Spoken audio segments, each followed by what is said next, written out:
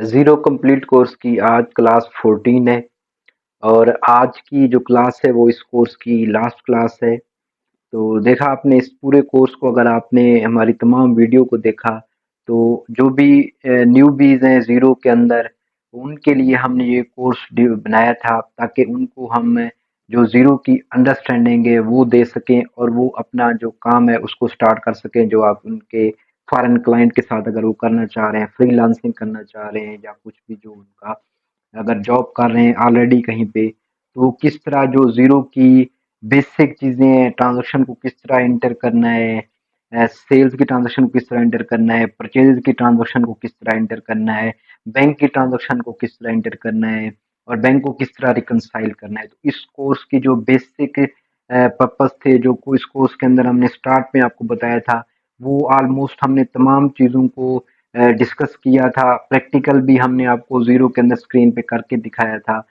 तो आज की हमारी इस लास्ट क्लास में हम देखेंगे कि जो ज़ीरो के अंदर जो रिपोर्ट्स हैं, जो फाइनेंशियल स्टेटमेंट्स हैं, profit and loss, balance sheet की रिपोर्ट्स, उनको आप किस तरह कस्टमाइज़ कर सकते हैं।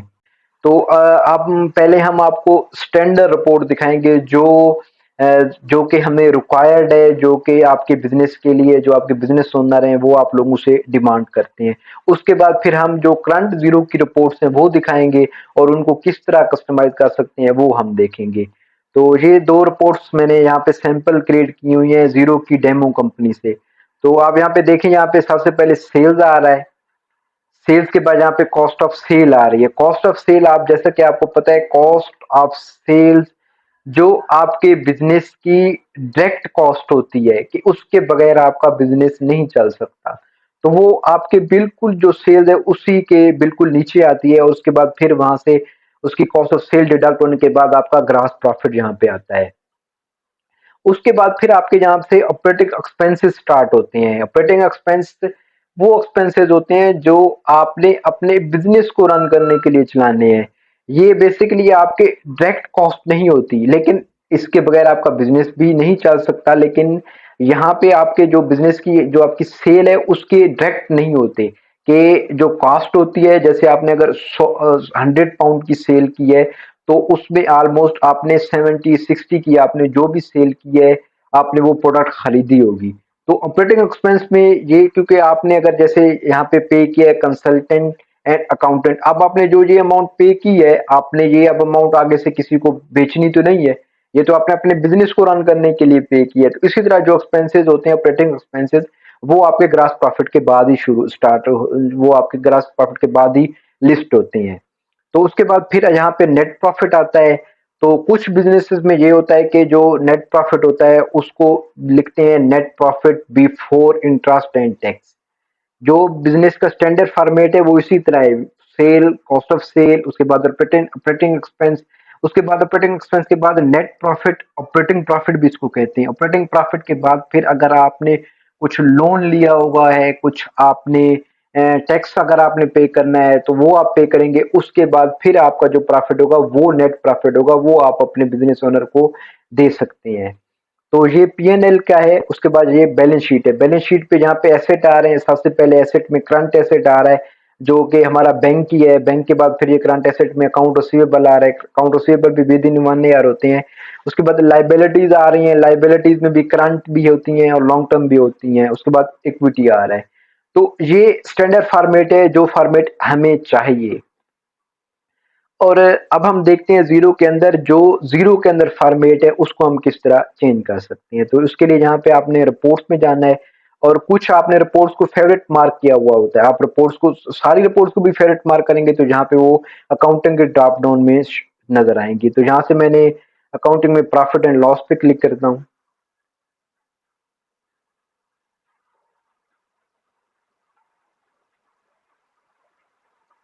जी, तो ये देखा आपने, यहाँ पे प्रॉफिट एंड लॉस आपको नज़र आ रहा है, उसके अंदर टर्नओवर नज़र आ रहा है। आप इस टर्नओवर को चेंज भी कर सकते हैं, आप यहाँ पे इसको सेल भी कर सकते हैं, रेवेन्यू भी कर सकते हैं। उसके बाद कॉस्ट ऑफ सेल आ रहा है, उसके बाद फिर एडमिनिस्ट्रेटिव एक्सपेंसेस आ रहे हैं, उसके बाद ऑपरेटिंग प्रॉफिट आ रहा है, profit on ordinary activities before taxation आ रहा है, प्रॉफिट आफ्टर टैक्सेशन आ रहा है। तो अभी हमने टैक्स इंटर नहीं किया इसलिए ये टैक्सेशन क्या आ रहा है। अब आप जो ये हेडिंग आ रही है टर्नओवर, कॉस्ट ऑफ सेल, आप इन इसको भी चेंज कर सकते हैं। आप यहाँ से कोई ऑपरेटिंग एक्सपेंस है उसको आप कॉस्ट में मूव करना चाह रहे हैं, आप वो भी कर सकते हैं। तो वो आप किस तरह कर सकते हैं, उसके लिए आपने यहाँ पे एडिट लेआउट पे क्लिक करना है। तो जब एडिट लेआउट पे क्लिक करेंगे तो आपके सामने अब जो लेआउट है वो शो हो रहा है। अब आप इस लेआउट को चेंज कर, जैसे मैं यहाँ पे टर्नओवर को चेंज करना चाह रहा हूँ, यहाँ पे मैं सेल्स उसको नाम देना चाह रहा हूँ, आप इसको सेल्स कर दें। कॉस्ट ऑफ सेल को आप कॉस्ट का सिर्फ कर दें कि ये हमारी कॉस्ट है, कॉस्ट ऑफ सेल नहीं करना चाह रहे, कॉस्ट करना चाह रहे हैं। उसके बाद आप जीपी प्रॉफिट है, इस प्रॉफिट का नाम भी आप चेंज कर सकते हैं। और इसके अंदर जो फार्मूला है आप उसको भी चेंज कर सकते हैं। जैसे कॉस्ट कॉस्ट पर जो ग्रॉस प्रॉफिट, उसका फार्मूला सेल्स माइनस कॉस्ट है, ये देखें यहाँ पे आ रहा है। तो जहाँ पे आप सेल्स माइनस, जहाँ पे आप उस कुछ भी इंटर करना चाह रहे हैं, आप जो इंटर करना चाह रहे हैं आपने उसकी हेडिंग जहाँ पे इंटर करनी है, जो हेडिंग जहाँ पे आपको नजर आ रही है आपने वो हेडिंग इंटर करनी है। ये अभी मैंने सेल्स देखें, ये सेल्स की हेडिंग थी, सेल्स मैंने एंटर की तो यहाँ पे सेल्स आ गया। जो हेडिंग है आप वो हेडिंग एंटर कर सकते हैं। आप इस तरह फार्मूला को भी एडिट कर सकते हैं, आप रीनेमिंग कर सकते हैं। उसके बाद फिर यहाँ से अगर आप कोई एक्सपेंस है उसको आप ऑपरेटिंग में मूव करना चाह रहे हैं, या आप उसको यहाँ पे नीचे आप टैक्सेशन में मूव करना चाह रहे हैं, आपको आप किसी और जगह मूव करना चाह रहे हैं बेसिकली, तो आप उसको भी मूव कर सकते हैं। जैसे जहाँ पे आप रेंट है, आप रेंट को जहाँ पे ऑपरेटिंग में मूव करना चाह रहे हैं कि आपका जो रेंट है वो भी आपने अपनी प्रोडक्ट जहाँ पे आप वेयर हाउस है उसका रेंट है वो भी आपकी कॉस्ट के रिलेटेड है। तो इस तरह आप जहाँ पे अकाउंट को भी मूव कर सकते हैं, हेडिंग को भी चेंज कर सकते हैं। और अगर आपने फार्मूला चेंज करना है, जो कैलकुलेशन का फार्मूला है, जैसे आप ग्रॉस प्रॉफिट का फार्मूला है उसको भी आप अमेंड कर सकते हैं। उसके बाद जहाँ पे आ रहा है ऑपरेटिंग प्रॉफिट, आप उसको भी चेंज कर सकते हैं। यहाँ पे ऑपरेटिंग प्रॉफिट में आप यहाँ पे सेल्स मैनेज कॉस्ट, आप जो भी करना चाहें आप यहाँ पे उसको चेंज कर सकते हैं। तो जो भी आपने चेंजिंग की, उस चेंजिंग के बाद आपने यहाँ पे अपडेट लेआउट पे क्लिक करना है। तो जब आप इस पे अपडेट लेआउट पे क्लिक करेंगे तो आपका जो पीएनएल है वो चेंज हो जाएगा सारा। जी, तो ये देखा जाए, पहले जहाँ पे टर्नओवर आ रहा था, फिर हमने उसको सेल किया, यहाँ पे कॉस्ट ऑफ सेल आ रही थी, कॉस्ट ऑफ सेल हमने किया, फिर हमने रेंट को यहाँ से मूव किया, नीचे ऑपरेटिंग एक्सपेंसेस से। तो ये सारी चीजें यहाँ पे मूव होके आपकी जो रिपोर्ट है उसका लेआउट चेंज हो गया। जो लेआउट है उसको चेंज करने के बाद अब हम देखते हैं कि हम बैलेंस शीट के लेआउट को किस तरह चेंज कर सकते हैं। तो बैलेंस शीट में यहाँ से आपने बिल्कुल अकाउंटिंग अकाउंटिंग के अंदर आपने बैलेंस शीट में यहाँ पे जाना है। तो बैलेंस शीट का जैसे कि स्ट्रक्चर आपको मैंने शुरू में दिखाया था कि आप इस तरह करना चाह रहे हैं कि जो आपके करंट एसेट हैं वो आपको सबसे पहले आए, उसके बाद फिक्स एसेट आए। हमें इस स्टैंडर्ड के अंदर चाहिए कि जो हमारे एसेट का पार्ट है वो सेपरेट नजर आए और हमारी जो लाइबिलिटीज का पार्ट है वो सेपरेट नजर आए। इसके अंदर उसने करंट एसेट के बाद हमें करंट लाइबिलिटीज का उसका लाइबिलिटीज की डिडक्शन की, उसके बाद फिर हमें उसने यहाँ पे नेट करंट एसेट शो करवाया, उसके बाद यहाँ पे इक्विटी शो करवाई। तो नेट करंट एसेट और जो इक्विटी है उसका बैलेंस बराबर होना चाहिए, जो कि हमारी बैलेंस शीट के लेआउट होता है। तो आप इस लेआउट को चेंज करना चाह रहे हैं, आप चाह रहे हैं कि जो हमारे एसेट हैं वो सेपरेट उसकी अमाउंट नजर आए और जो लाइबिलिटीज और कैपिटल है उसकी सेपरेट नजर आए। तो उसके लिए आपने यहाँ पे एडिट लेआउट पे क्लिक करना है। तो यहाँ से अब आपने जो आपके करंट एसेट हैं आपको आपने यहाँ से उसको मूव कर देना है फर्स्ट में। फर्स्ट में मूव करने के बाद फिर आप यहाँ पे आपके नीचे आ रहे हैं फिक्स एसेट, ये डबल इन्वेस्टमेंट नजर आ रही है, तो इसको आप यहाँ पे अगर आपने लॉन्ग टर्म की इन्वेस्टमेंट की है तो आप उसको देख सकते हैं। अगर आपको ये नहीं चाहिए तो आप यहाँ से उसको डिलीट भी कर सकते हैं। जो टोटल फिक्स एसेट है आपके, ये जितने भी आपके फिक्स एसेट हैं इसका टोटल यहाँ पे नजर आएगा। उसके बाद यहाँ पे अब आपने एक न्यू हेडिंग एंटर करें और उस हेडिंग के अंदर आपने फार्मूला इंसर्ट करना है करंट टोटल करंट एसेट और टोटल फिक्स एसेट का। तो उसके लिए आपने यहाँ से जाना है, यहाँ पे अब आपने यहाँ पे एक रो इंटर करनी है। तो रो के लिए आपने इंटर करनी है, यहाँ पे आपको कॉलम नजर आ रहा है, रो नजर, आपने रो पे क्लिक करनी है। तो जहाँ पे एक रो इंटर होगी उसको अब आपने ग्रुप में इंटर करना चाहिए कि उसी के आप फिर ग्रुप बनाना चाह रहे हैं, तो हमने फार्मूले के लिए रो इंटर करनी है। तो आपने यहाँ पे फार्मूला करना है। तो यहाँ पे फार्मूला यहाँ पे इंटर हो गया, तो इसको आपने, क्योंकि मैंने कर्सर नीचे रखा हुआ था, तो इसको आप यहाँ पे रख सकते हैं।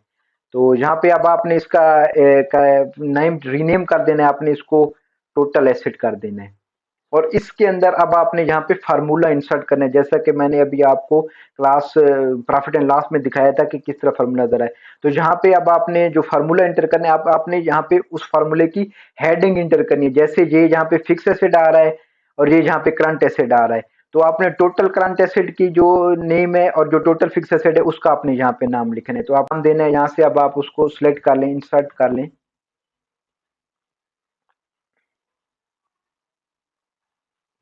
यहाँ पे आ रहा है करंट एसेट आ रहा है, और आप उसको टोटल जमा करने के बाद आप इंसर्ट कर दें यहाँ पे फिक्स एसेट। तो इस तरह आपका जो एसेट की साइड है वो अब आपकी यहाँ पे कंप्लीट हो गई। अब मैं आता हूँ अपनी लाइबिलिटीज की साइड को करने के लिए। तो यहाँ पे मैं उसको नाम देता हूँ, जो करंट क्रेडिटर आ रहे हैं जहाँ पे मैं उसको करंट लाइबिलिटीज देता हूँ, जहाँ पे करंट लाइबिलिटीज का नाम देता हूँ, करंट लाइबिलिटीज। करंट लाइबिलिटीज का नाम चेंज कर देता हूँ, और इसके अंदर जितनी भी चीजें हमारी ये सारी करंट लाइबिलिटीज की ही आनी चाहिए यहाँ पे। तो मैं यहाँ पे जो नेट करंट एसेट लाइबिलिटीज है उसको यहाँ पे मैं डिलीट कर देता हूँ, क्योंकि ये अब हमने इसका लेआउट चेंज कर दिया। बता रहे creditor amounts filing due after more than 1 year. तो ये हमारी बेसिकली लॉन्ग टर्म लाइबिलिटीज हैं। तो आप इसको मूव कर दें लॉन्ग टर्म लाइबिलिटीज के अंदर। इसी को आप नाम चेंज कर दें, long term, long term liabilities. तो इसी को आप नाम चेंज कर दें। तो जहाँ पे प्रोविजन फॉर लाइबिलिटीज आ रहा है, ये हमारा अभी हमने इसको इंटर नहीं किया, तो इसलिए मैं इसको भी डिलीट कर देता हूँ। प्रोविजन फॉर चार्जेस, इसको भी मैं डिलीट कर देता हूँ। डेफर्ड टैक्सेशन, अगर आपने कुछ चीज इंटर की हुई है, तो अब यहाँ पे जो नेट एसेट का फार्मूला आ रहा है इसी को मैं अब रीनेम कर देता हूँ, और जहाँ पे मैं इसको टोटल लाइबिलिटीज कर देता हूँ कि हमारी जितनी भी लाइबिलिटीज हैं, और इसके अंदर जो फार्मूले आ रहे हैं इसको, क्योंकि हमने ये सारी चीजें यहाँ पे डिलीट कर दी तो इसलिए यहाँ पे वो एरर दे रहा है। अब यहाँ पे मैं इंसर्ट करूंगा हमारी जो लाइबिलिटीज हैं उनको, करंट लाइबिलिटीज को इंटर करूंगा, और उसके साथ में यहाँ पे लॉन्ग टर्म लाइबिलिटीज जिनको हमने अभी नाम दिया है लॉन्ग टर्म लाइबिलिटीज। तो ये मैं दो इंटर करूंगा, उसके बाद फिर मैं यहाँ पे डेफर्ड टैक्सेशन है उसको भी यहाँ पे मैं इंटर कर लूंगा। तो इस तरह आप यहाँ पे न्यू कॉलम या प्रीवियस को भी डिलीट कर सकते हैं, और फार्मूला जो आपने जमा करना है आप वो भी इंटर कर सकते हैं। उसके बाद यहाँ पे कैपिटल आ रहा है, तो कैपिटल को आपने सेम उसी तरह रहना है, लेकिन जहाँ पे कैपिटल के नीचे आपने एक न्यू रो इंटर करनी है, और उसके अंदर आपने यहाँ पे जो लाइबिलिटीज का टोटल है और जो कैपिटल का टोटल है आप वो इंटर कर सकते हैं। तो रो इंटर करने के लिए आपने यहाँ से रो में जाना है, रो पे आपने क्लिक करना है और ग्रुप क्रिएट करना है, नहीं हमने यहाँ पे फार्मूला इंटर करना है। तो इस फार्मूले को हम नाम दे देते हैं हमारा जो total liabilities and owner, owner कर दें या आप कैपिटल कर दें, कैपिटल एंड रिजर्व, जो आपको बेहतर चाहे, जो आप नाम चेंज करना चाहें, बेसिकली जो आप नाम चेंज करना चाहें। इसके अंदर आपने फार्मूला इंसर्ट करना है। अब आपने यहाँ पे जो टोटल लाइबिलिटीज का फार्मूला ऐड करना है, और आपने दूसरा आपने यहाँ पे जो आपने कैपिटल इंटर करना चाह रहे हैं, तो कैपिटल है, कैपिटल रिजर्व इंटर करना चाह रहे हैं, कैपिटल पेड आप करना चाह रहे हैं, जो जो हेडिंग नजर आ रही है ये सारी हेडिंग।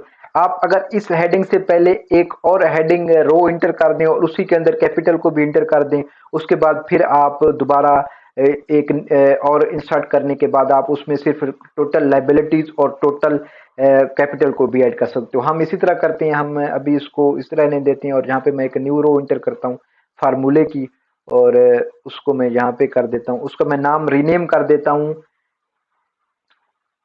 Capital and reserve. और इसके अंदर मैं फार्मूला इंटर करता हूँ, मेरे जितने भी कैपिटल के अकाउंट्स हैं वो यहाँ पे capital reserve, capital reserve, paid up capital, share premium, ये आप डिलीट भी कर सकते हैं। ये जैसे आपको अंडरस्टैंडिंग के लिए दे रहे हैं, रिजर्वेशन सरप्लस, जो अगर जिन्होंने आईएफआरएस किया हुआ है तो वो आईएफआरएस उनको तो पता है रिवेलेशन सरप्लस क्या होता है। ये अदर रिजर्व हो गए, उसके बाद प्रॉफिट एंड लॉस का अकाउंट हो गया, क्योंकि हमारी जो रिटेन अर्निंग होती है करंट ईयर की वो भी यहाँ पे शो हो जाए। तो इस तरह आप फार्मूला एंटर कर सकते हैं। अब यहाँ पे मैं वही जो फार्मूला है, रो मैंने ऑलरेडी इंटर की हुई थी, अब इसके अंदर मैं फार्मूला ऐड करता हूँ टोटल लाइबिलिटीज और टोटल कैपिटल एंड रिजर्व को प्लस कर दे। तो मैं यहाँ पे जो मेरी टोटल लाइबिलिटीज हैं, मैं उसको प्लस जो हमारी कैपिटल का हमने रो इंटर की हुई है, तो मैं उस कैपिटल एंड रिजर्व्स की जो रो मैंने इंटर की हुई है, मैं उसको यहाँ पे इंटर कर देता हूँ। तो इस तरह आप जो आपका लेआउट है, आप उसको भी चेंज करने के बाद उसको अब जब आप ये चीजें आप यहाँ से डिलीट भी कर सकते हैं, जो आपकी चीजें नहीं आ रही, आप यहाँ से डिलीट पे ऑप्शन में जाएं तो आप उसको डिलीट भी कर सकते हैं प्रॉफिट एंड लॉस में। उसके बाद अदर रिजर्व आप जो डिलीट करना चाह रहे हैं आप पूरा डिलीट भी कर सकते हैं, ये डिपेंड करता है आपके अपने बिजनेस के उस स्ट्रक्चर पे। तो यहाँ पे जब आपने अपडेट कर दिया उसके बाद फिर यहाँ पे अपडेट लेआउट करेंगे, तो दोबारा जब आप बैलेंस शीट के अंदर जाएंगे तो आपको न्यू लेआउट नजर आएगा। तो यहाँ से मैं देख रहा हूँ जिस तरह हमने डिफाइन किया, जैसे हमारा करंट एसेट, पहले हमारे करंट एसेट नजर आ रहे हैं यहाँ पे, उसके बाद फिक्स एसेट नजर आ रहे हैं, फिक्स एसेट के बाद total asset, total asset, total current liability, तो करंट एसेट फिक्स एसेट को उसने प्लस किया 2520 कर दिया। उसके बाद करंट लाइबिलिटीज आ रही हैं जो हमारी विद इन 1 ईयर ड्यू होनी है। उसके बाद यहाँ पे हमारी टोटल करंट लाइबिलिटीज के बाद यहाँ पे टोटल लाइबिलिटीज शो हो रही है, लॉन्ग टर्म लाइबिलिटीज शो नहीं हो रही। मैं उसको अभी चेंज कर देता हूँ, देख लेता हूँ क्यों नहीं शो हो रही। तो ये देखिए, ये अगर एरर आ गया तो आप उस एरर को भी किस तरह चेक कर सकते हैं, किस तरह देख सकते हैं।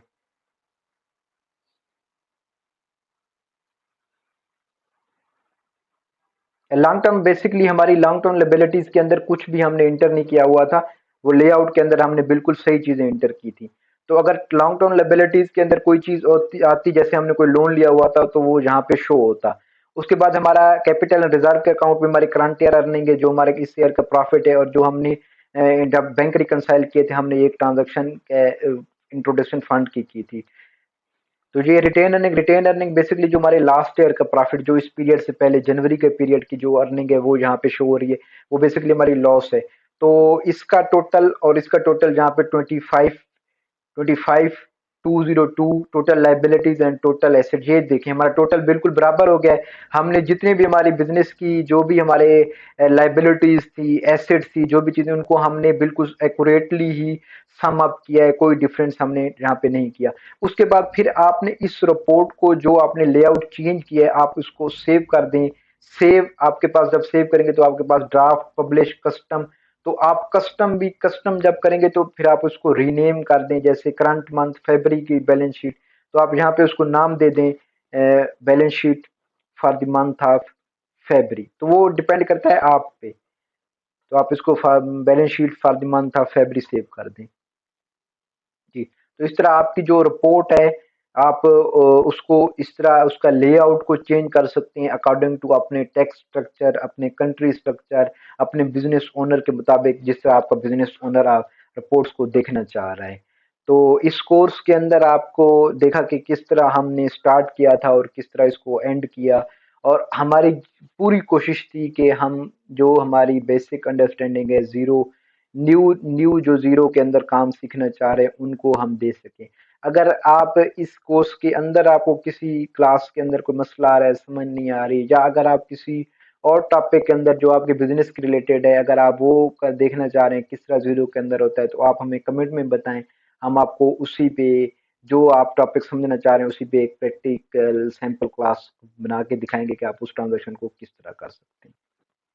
तो बहुत शुक्रिया आपका वीडियो देखने का, कोर्स को कंप्लीट देखने का। जो लोगों ने कंप्लीट कोर्स देखा है मैं उम्मीद करता हूं कि उन लोगों ने जो अंडरस्टैंडिंग ली है वो इंशाल्लाह उसी अंडरस्टैंडिंग की बेस पे अपने फॉरेन क्लाइंट के साथ काम कर सकते हैं। आपसे दरखास्त है आप प्लीज़ इस चैनल्स को लाइक कर दें। अगर आपको हमारी वीडियो पसंद आई है वीडियोस को भी लाइक करें, और ज़्यादा से ज़्यादा दूसरे लोगों को शेयर करें, ताकि वो जो भी काम सीखना चाह रहे हैं ज़ीरो का, कि ज़ीरो के अंदर किस तरह काम होना है वो काम सीख सके और अपना बा इज्जत अपना घर बैठ के रोजगार कमा सके।